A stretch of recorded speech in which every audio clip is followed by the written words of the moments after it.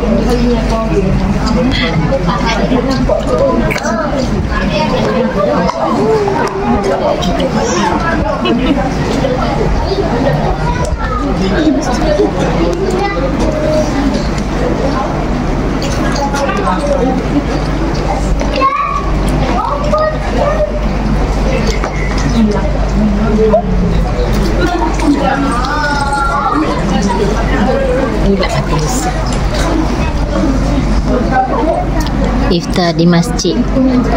Nasi putih. Tadi ada nasi minyak, Zul tak sempat nak ambil. Zul datang lambat. Lepas tu ni gulai daging, ini kambing BBQ dengan dia punya sayur tu. Lepas tu gulai daging tu dia bagi dekat Zul satu mangkuk.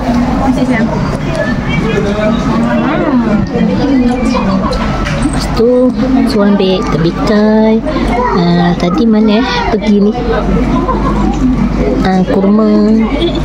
Lepas tu air tebu. Ada orang mesin tebu kat sini.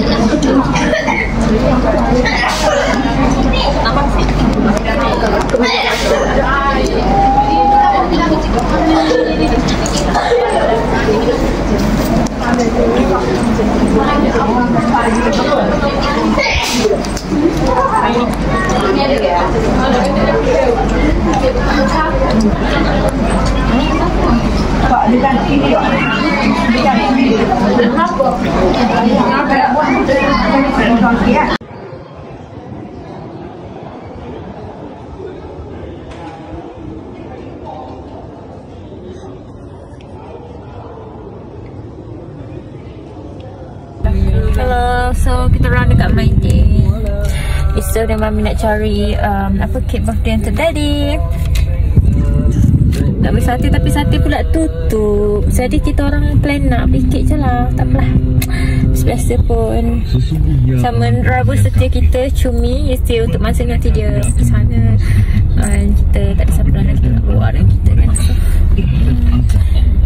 So Yusuf hari ni dia macam suam-suam sikit. Tapi cek suhu tak demam. Tak lah badan dia suam-suam. Tengok tu Mak Yusuf Filastin. Cakap muka dia. Cakap Siapa Siapa Saya tengok-tengok mu. Siapa 1, 2, 3.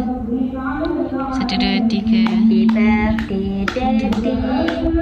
Happy birthday Daddy.